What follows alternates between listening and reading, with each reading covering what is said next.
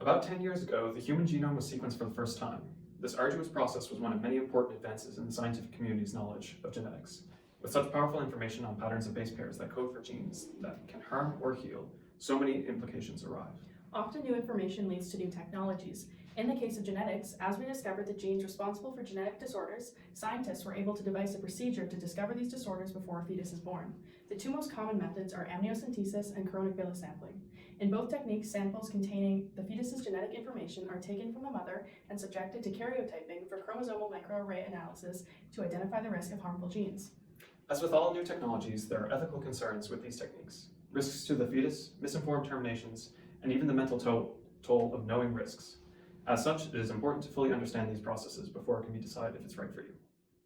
The first technique, amniocentesis, is the most commonly used invasive prenatal diagnostic test, most commonly used on pregnancies between 16 and 20 weeks. The technique pulls epithelial and amniocytes from amniotic fluid contained within the uterine cavity.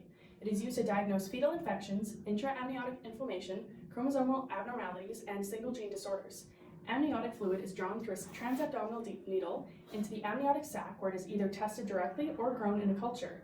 This process is commonly used with pregnancies that have statistically higher rates of complications, such as geriatric pregnancies. Second less common invasive prenatal diagnostic test is chorionic villus sampling, or CVS. This test occurs during the development of the embryo in the placenta, where there is a layer of projections of tissue having same genetic material as the fetus, called chorionic villi.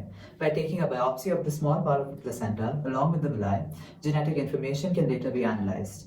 The sample can be taken in the first trimester and can be done in two ways: by threading a tube-like catheter into the vagina to the placenta, or by inserting a long needle into the abdomen and uterus. After samples are collected via amniocentesis or CVS, a karyotype can be made. Karyotypes are organized profiles of a person's chromosomes, which allow scientists to study chromosomal alterations that may result in a genetic disorder. The process of making a karyotype begins with tissue samples in which the cells are halted in metaphase by adding coccogene. The cells are then treated with methanol and glacial acetic acid during the process of centrifugation. Then slides are prepared and the chromosomes are stained blue and banned. After around 50 to 100 well-separated metaphase chromosomes are then observed, the slides are then examined for obvious conditions such as Down syndrome, Edwards syndrome, or Potter's syndrome, known as trisomy 21, 18, and 13 respectively. Turner syndrome may also be identified, which is when the baby has a missing or damaged X chromosome. Similarly, Klinefelter syndrome can be identified by an extra X chromosome. Chromosomal microarray is a technique used for finding any underlying genetic defects or structural abnormalities in the developing embryo. With this technique, the DNA or chromosome sample from the fetus is compared with a phenotypically normal reference, which then helps to identify the presence or absence of small genomic deletions and duplications such as copy number variants. This procedure is thus slightly more powerful than karyotyping. These small genetic differences can then be used to predict whether there are any significant abnormalities in the phenotype of the child that could indicate any number of genetic disorders.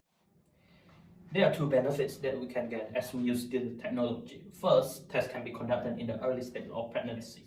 The second benefit is that the test can detect abnormalities in the baby, which can allow parents to plan the remainder of the pregnancy and consider their options.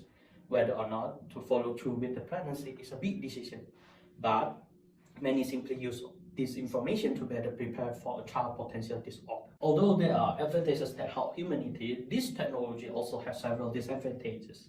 The most common drawback is the risk of complications, including miscarriage. After conducting the test, there's a chance of miscarriage of pregnancy for amniocentesis is 0.5 to 1%, and for CVS is 1 to 2%.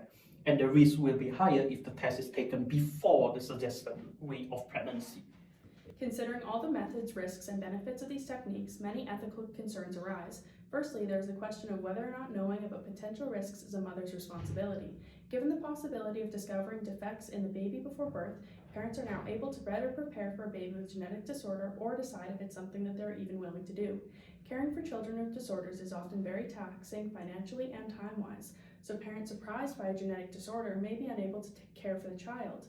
With prenatal genetic screening, parents have the option to make informed decisions.